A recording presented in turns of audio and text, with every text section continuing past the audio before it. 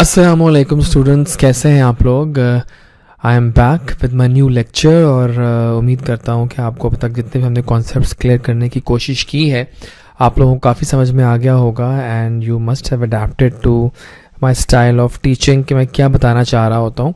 I always say कि मैं focus करता हूँ एग्ज़ाम ओरिएंटेशंस पे और मेरा मकसद यही होता है कि एग्ज़ाम जो है वो उस पर सब कुछ सही रहे। ठीक है, तो जनाब आज का टॉपिक जो है वो अगले 45 मिनट्स तक हम बात करेंगे आपसे। एक बहुत इंपॉर्टेंट टॉपिक है, सिलेबस में भी है, कोर्स में भी है, दैट इज़ इम्यूनिटी। आप सब जानते हैं बेसिक्स ऑफ इम्यूनिटी, मैं ज़्यादा डिटेल में नहीं जाऊंगा। I'll just wanted to show you some pictures in the start and then I will go to the main bulk of the lecture. We all know that immunity is of two types. Innate immunity जो कि non adaptive होती है और first line होती है immune response का, और उन मैकेनिज्म पर रिलाय करती है जो कि पहले ही एग्जिस्ट करते हैं इन्फेक्शन से, राइट। एक्वायर्ड वो है जो बाद में होंगे। अगर इनेट उनको निकालने में नाकाम, मतलब इनेट इम्यूनिटी देने में नाकाम है, तो तब बारी आती है एक्वायर्ड की। ये उन मैकेनिज्म पर रिलाय करती है जो कि इन्फ्लेमेशन के बाद होंगे, handled by the very famous lymphocytes T and B. And why are they called T and B? Because T is derived from thymus and B from bone marrow, right? So one cell determines on the one antigenic determinant, एक cell का एक ही determinant होगा। Fine, सो बड़ी basic सी बात है कि तो खैर इनेट और acquired other types of immunity. कौन कौन से सेल्स हैं जो कि आपके इसमें आते हैं और पार्ट प्ले करते हैं, उनमें बहुत फेमस सेल्स जो हैं, लेट मी शो यू। आप देख रहे हैं पूरा मैंने एक साइकिल आपको दिखा रहा हूँ and these are the main cells. Lymphocyte से स्टार्ट करेंगे, टी लिम्फोसाइट्स हैं। और आप लोग सब जानते हैं कि जब टीबी का बैक्टीरिया बॉडी में आता है तो उस वक्त क्रॉस टॉक किसकी होती है, मैक्रोफेजेस की और टी लिम्फोसाइट्स की, राइट है ना, सब जानते हैं आप लोग। नेचुरल किलर लिम्फोसाइट्स हैं, किलिंग करते हैं। प्लाज्मा सेल्स हैं बड़े मशहूर, वो भी एक पार्ट है क्रॉनिक इन्फ्लेमेशन का, और मैं समझता हूँ कि इन्फ्लेमेशन भी कहीं ना कहीं पार्ट है इम्यूनिटी का ही प्रोवाइड करने में। Then we have macrophages, the largest cells of peripheral tissues, inflammatory cells. ये सब cells जो हैं ये मिलके गेम्स खेलते हैं, क्रॉस टॉक करते हैं और फिर ये बॉडी को सही तरह से इम्यूनिटी देने में कामयाब हो जाते हैं। Fine, this is the last picture. The picture आप सबको मालूम होगा मैं क्या दिखाना चाह रहा हूँ आपको। This is a typical structure of antibodies. Antibodies या इम्यूनोग्लोबुलिन्स 5 टाइप्स होती हैं। जी मेड कोड है, GMADE। जी है मोस्ट कॉमन है, क्रॉस करता है प्लेसेंटा को, बहुत सारे काम करता है। IgM जो है वो सबसे हैवी इम्यूनोग्लोबुलिन है, पेंटाटाइड्स यानी कि 5 उसके अंदर इस तरह के बेसिक स्ट्रक्चर्स होते हैं। सबसे हैवी जो है वो IgM ही होता है। IgA जो है वो secretions में पाया जाता है, all the secretions have IgA. IgD is nothing for good for nothing sort of thing, so just carry on about that. And then we have IgE, the famous allergic immunoglobulin in parasitic infections and all the allergy reactions, IgE is released, right? So this is जनाब the basic structure of antibody. 2 light chains होती हैं, 2 heavy chains हैं, side वाली heavy हैं, अंदर वाली light हैं, और सॉरी बाय वाली लाइट है, अंदर वाली वो है हैवी। और अब देखिए जब एंटीजन ऊपर से आ रहा है तो वो आके हिंज रीजन पे अटैच होगा जो कि FC फ्रेगमेंट का पोर्शन है जहाँ से स्टार्ट हो रहा है, ठीक है ना। सो वो ही रीजन है। एंड देन ये भी एंटीजन बाइंडिंग साइट है, ऊपर देख सकते हैं आप टिपिकल। ये देखिए आप antigen within antigen binding site. So कहीं ना कहीं पर आप देख सक रहे हैं कि ये आके अटैचमेंट ले रहा है उनकी चेन्स पे। सो देखिए आप लेफ्ट पे आपके लाइट चेन्स हैं और अंदर जो जिनके 4 मॉलिक्यूल्स हैं वो हैवी चेन्स हैं, जिनमें 2 होंगी ज़ाहिर है वो लाइट होंगी, अंदर वाली हैवी होंगी।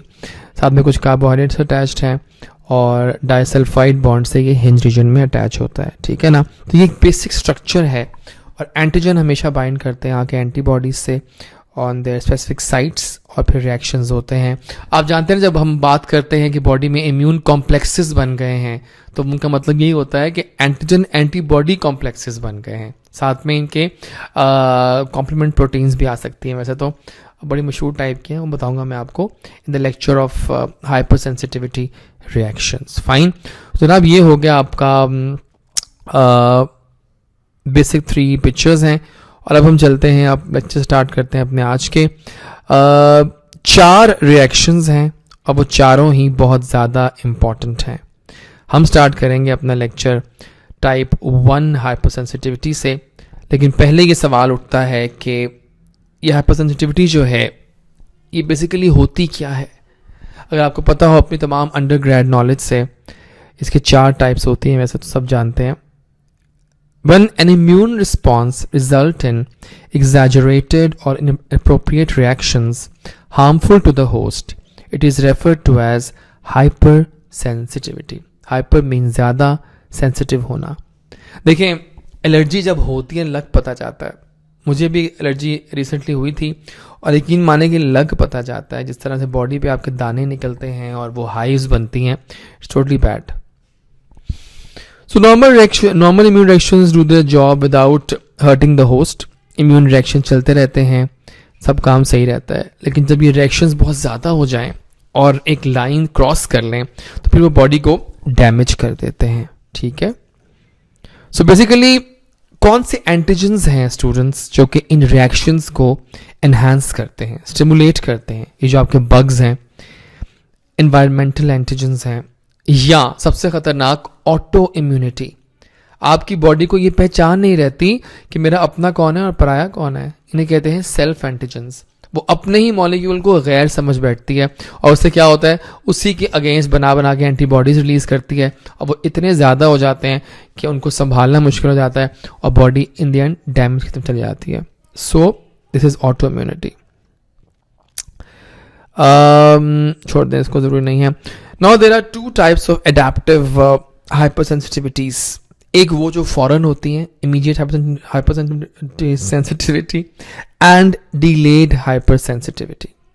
नाम में जवाब है, जो फौरन होंगे वो इमीडिएट होंगे और डिलेड जो है वो कुछ देर बाद होंगे, 1 दिन के बाद, 2 दिन के बाद, हफ्तों के बाद। क्या ख्याल है? So we have 2 categories. काम की बात यह है कि जो 1, 2 और 3 टाइप्स हैं वो उनमें एंटीजन एंटीबॉडीज़ का इस्तेमाल हो रहा है, वो रिएक्शंस कर रहे हैं कॉजिंग द हार्म। और उनमें ख़ास तौर पे जो पहला है वो ख़ास तौर पे आता है टिपिकल इमीडिएट में। और दूसरा जो बात है वो ये है कि जो डिलेड रिएक्शंस हैं वो हफ्तों के बाद होंगे, दिनों के बाद होंगे और उनमें कोई रोल नहीं है एंटीबॉडीज़ का। कौन सा रिएक्शन है जिसमें एंटीबॉडीज़ का कोई रोल नहीं है? वो है टाइप 4। आप बिल्कुल मेरे साथ रहना है, सुकून से बताता हूँ मैं आपको चारों रिएक्शंस के मैकेनिज्म्स। एग्जाम्पल्स जो एग्जाम में पूछी जाती हैं, बहुत ज़्यादा पूछी जाती हैं, ये सब आपको आना चाहिए। सो पहली 3 टाइप्स में एंटीजन एंटीबॉडीज इन्वॉल्व हैं और आखिरी यानी कि 4th टाइप पे लिम्फोसाइट्स और मैक्रोफेजेस इन्वॉल्व हैं। फाइन, लेकिन वही बात है स्टूडेंट्स के, सब ने करना तो हार्म ही है। सो हार्म तो होना है, अब वो किस तरीके से होगा I will tell you in the next coming time. So let's start with Bismillah with type 1 reaction. अगर आप कहते हैं ना अच्छू, that means जो छींक आती है ना, यही आपके फर्स्ट टाइप का, इसको प्यार से कहा जाता है। टाइप 1 इज IgE mediated और एनाफाइलेक्टिक टाइप। एलर्जी के तमाम रिएक्शंस जो हैं, वो जो मैं बता रहा था कि मुझे एलर्जी हुई थी, वो टाइप 1 में ही थी वैसे, या टाइप 4 में भी एक और टाइप उसकी आ सकती है, बताऊंगा बाद में आपको उसका नाम क्या है। तो जो अच्छू होता है ना, ये उन्होंने साइन बनाया कि छींकें आती हैं, एलर्जी होती है, टाइप 1 की निशानी है। अक्सर जो लोग होते हैं वो एलर्जिक होते हैं किसी खास चीज़ से, लाइक पोलन ग्रेन से एलर्जिक होते हैं, डस्ट से एलर्जी होती है। अब जैसे वो एलर्जी होती है फिर उनको रिएक्शन होती है। They all are in type 1। ठीक है, ब्रोंकियल एस्थमा जो है ये टिपिकल एग्जाम्पल है टाइप 1 की। जो बच्चों में या बड़ों में जो एस्थमा के पेशेंट्स हैं वो तो उनका हश्र हो जाता है, क्योंकि एलर्जी के रिएक्शन को मिल जाए फिर वो निकालना बड़ा मुश्किल हो जाता है एकदम से उनसे। ठीक है, तो that's why doctors always say कि अवॉइड द एलर्जन जो कर रहा है। So type 1 is the result of antigen binding to IgE antibody on the surface of mast cells and basophils. आपने अब नाम रखने हैं याद कि कौन कौन से एंटीबॉडीज इन्वॉल्व हो रहे हैं और कौन कौन सी चीज़ें यूज़ हो रही हैं। जैसे ही वो आके अटैच होते हैं सरफेस पे एंटीबॉडीज़ के, दे इंस्टेंटली, और मतलब on the surface of mast cells and basophils, ये मास्ट सेल्स और बेसोफिल्स इंस्टेंटली अपने ग्रैन्यूल्स को निकालते हैं और उन ग्रैन्यूल्स से निकलता है क्या, हिस्टामिन और सेरोटोनिन। याद होगा आपको वेजो एक्टिव अमाइंस थी मीडिएटर्स में, और वो फॉरन रिएक्शन करते हैं। दैट्स वाई इमीडिएट मीडिएटर्स कौन कौन से थे एलर्जी के, इन्फ्लेमेशन के, हिस्टामिन एंड सेरोटोनिन। ठीक है, तो ये है आपका टाइप 1 रिएक्शन। एलर्जिन, अगर मैकेनिज्म दिखाता हूँ पहले मैं इसका, ये है mechanism. This is the most common type of hyper sensitivity. बहुत से लोगों में होता है, परेशान होने की ज़रूरत नहीं है। Let's see the mechanism.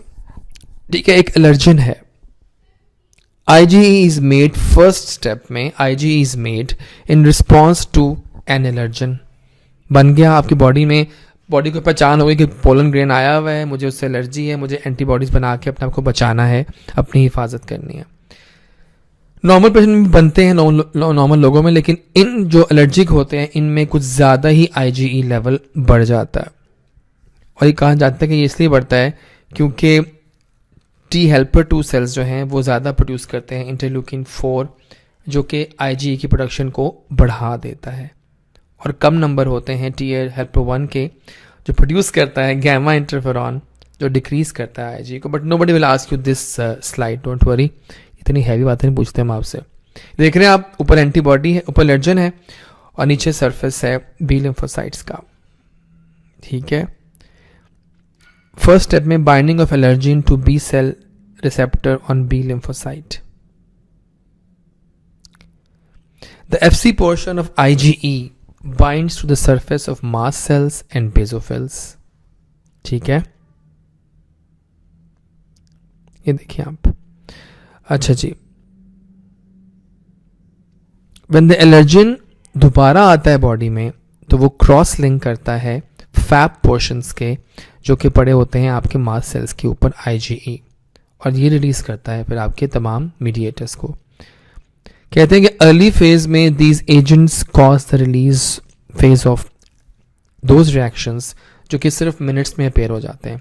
आपको एलर्जन आया, दोबारा आया और वो आके क्रॉस लिंक किया एंटीबॉडीज से, और फिर ठीक ठाक डीग्रेनुलेशन हुई और मास्ट सेल्स ने रिलीज। ये देखिए आप, बाइंडिंग ऑफ IgE एंटीबॉडी ऊपर पड़ा हुआ है, ये नीचे आ रहा है और ये आके मास्ट सेल्स पे अटैच हो जाएगा।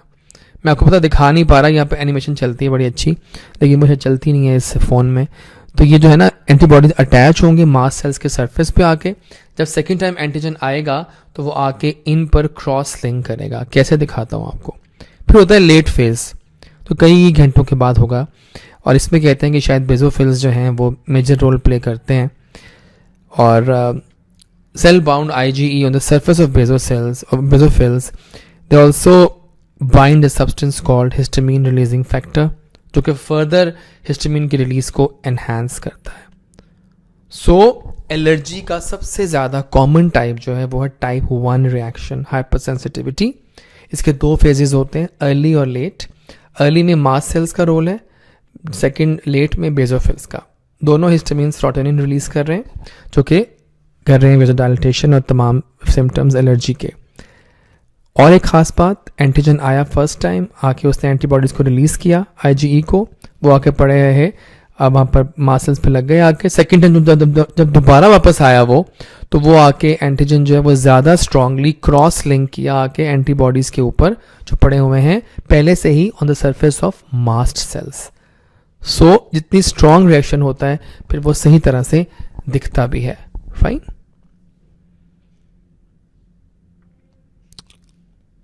ये ज़रूरत नहीं है, छोड़ दें इसको, छोड़ दीजिए। ये देखिए आप, एंटीजन, अब लेफ्ट से स्टार्ट करते हैं। एंटीजन आया, स्टार बना हुआ एंटीजन है, आके उसको पहले पहचाना मैक्रोफेज ने एज यूजुअल, उसने उसको इनगल्फ किया और उसने उनको भेजा, कोशिश की, उसने कहा कि हेल्प ली बी लिम्फोसाइट से और टी हेल्पर सेल से कि मेरे पास एक एंटीजन आ गया है तो उसको हमें निकालना है। और इस दौरान वो तमाम चीज़ें हो रही हैं, यानी कि IgE, अब बी सेल्स जो हैं जो कि बी लिम्फोसाइट्स हैं वो एंटीबॉडीज़ बनाते हैं, पता है ना आपको, यानी तो फिर B cells make IgE to antigen, फिर वो आके IgE बनता है। IgE देखिए आके अटैच हो गया है मास सेल्स पे ऊपर, और सेकेंड टाइम जब दोबारा एक्सपोजर होगा एंटीजन का, तो वो एंटीजन जो है वो क्रॉस लिंक करेगा दोनों एंटीबॉडी मॉलिक्यूल्स को, और फिर होती हैं release of mediators causing loads of allergies. ठीक हो गया। तो इस तरह होता है टाइप 1 रिएक्शन, ये इमीडिएट होता है। Sorry, just focus this one, leave it. ये देखिए आप, एक मास सेल है नॉर्मल पड़ा हुआ है लेफ्ट साइड पे, और राइट साइड पे वो मास सेल जो है वो डीग्रेन्युलेट हो चुका है, और उसके तमाम ग्रेन्यूल्स जो हैं वो बाहर आ चुके हैं, यानी कि जो रिलीज करेंगे हिस्टामिन और serotonin. So what nasty stuff does the mast cell release? We all know histamine, serotonin, prostaglandin, D2, leukotrienes, TNF, interleukin, लेकिन एग्जाम में पूछेंगे आपसे हम, वो हिस्टामिन ही होगा, नो वरीज, ठीक है, ज़्यादा परेशान होने की ज़रूरत नहीं है। ये सारे जो वही पहले पढ़ चुके हैं आप मीडिएटर्स, ये सब के एक्शन दोबारा दिखाया मैंने आपको कि जस्ट रिकॉल मेमोरी के ये क्या करते थे। हम सब जानते हैं कि लाइपोक्सिन, ल्यूकोट्राइन्स, प्रोस्टाग्लैंडिन्स क्या करते हैं, फिर आके ये एक्ट करते हैं ब्लड वेसल्स पे, स्मूथ मसल्स पे, वही सारे एक्शन जो आप जानते हैं, vasodilatation, vascular leakage, smooth muscles spasm, granule contents निकलते हैं, प्रोस्टाग्लैंडिन वो निकलता है, और फिर इन्फ्लेमेशन होती है और टिश्यू की डिस्ट्रक्शन हो जाती है। मुझे हुआ था लेटली, तो मुझे लग पता गया कि जब आपको बॉडी पे इचिंग होती है और जाके बॉडी पे वो थप्पड़ से निकलते हैं, हाइव्स बनती हैं, उसके बाद GI में आपको डायरिया शुरू हो जाता है, लंग आपका थोड़ा सा स्पैज्मिक फील करता है, जैसे घुट रहा है आपका सांस, और अगर इसको ना रिमूव करें एंटी एलर्जिक मेडिसिन से तो ये आगे जाके ठीक ठाक किस्म का ख़राब कर सकता है। Vomiting, cramps, diarrhoea, laryngeal obstruction, shock, death, काफ़ी बुरी चीज़ है allergy. Now the examination type, कौन कौन सी एग्जाम्पल जरा आपकी टाइप 1 की। Number 1 bronchial asthma, allergic rhinitis भी इसमें आता है, कंजंक्टिवाइटिस, आंख की infection, hay fever, eczema all over your body, it's all urticaria, सब एलर्जिक रिएक्शन जो है टाइप में बताया था आपको, टाइप 1 में आते हैं। और कभी कभी एलर्जी से गैस्ट्रोएंटेरोपैथी भी हो जाती है खैर से, और अगर बहुत ज़्यादा ये सिम्टम्स हो जाएं तो फिर एनाफाइलैक्सिस और leading to shock and death. और इसके अलावा कुछ ड्रग्स भी हैं जो टाइप 1 रिएक्शंस करती हैं। फाइन। सो मेन एंटीबॉडी कौन सी हमारी इन्वॉल्व रही इसमें? IgE। रिएक्शन इमीडिएट था। अर्ली प्लेयर्स मास्ट सेल्स हैं, लेट प्लेयर्स बेसोफिल्स हैं। हिस्टामिन, सेरोटोनिन भी मेन प्लेयर्स में आते हैं, और इस तरह से होता है आपका type 1 hyper sensitivity immediate reactions में आता है ये। फाइन। ये देखिए आप, पूरी बॉडी पे इस तरह की एलर्जिक चीज़ें बन जाती हैं और फिर ये ख्वार करती हैं। A lady upper lip is normal, down side lip is swollen by type 1, ये होती है allergy. Oh my god, OMG। Normal appearance on the left and right side पे आफ्टर एनाफाइलैक्सिस, होश बिल्कुल गुम हो चुके हैं। ये भी एक सवाल पूछते हैं लोग कि कुछ लोगों में एलर्जी होती है, कुछ में नहीं होती है। दिस फिनोमेना इज कॉल्ड एटोपी, कि एक खास तरह के एलर्जेंस पे आपकी रिएक्शन हो जाते हैं। मैंने पहले बात की है, एटोपिक पेशेंट्स में हाई लेवल होता है IgE का, more T helper 2 cells and less T helper 1 cells. T helper 2 जो है वो IgE की स्टिमुलेशन को एनहांस करते हैं। हमने देखा इस पिक्चर में कि मैक्रोफेज के बाद नेक्स्ट स्टेप पे लिम्फोसाइट्स ही आते हैं, फिर वो आगे गुजारते हैं उनको अगले स्टेप पे। सो ये है जनाब हमारा टाइप 1 हाइपर सेंसिटिविटी रिएक्शन। एक बार फिर देख लें एग्जाम्पल्स को जो एग्जाम में पूछी जाती हैं। ये है वो एग्जाम्पल जो आपको याद होनी चाहिए एग्जाम में एज अ स्टूडेंट कि टाइप 1 कहाँ फिट हो रहा है। फाइन। फिर इनकी दवाइयाँ दी जाती हैं, मेडिसिन होती हैं इनको रिएक्शन पे, इनको ऐसे एंटी हिस्टामिनिक्स दिए जाते हैं, एंटी एलर्जिक मेडिसिन दी जाती हैं जिससे इनको ठीक किया जाता है। छोड़ दें इनको, ठीक है। तो this is the end of type 1। क्या लेते हैं 1 मिनट की ब्रेक, फिर वापस आते हैं और स्टार्ट करते हैं टाइप 2। Thank you.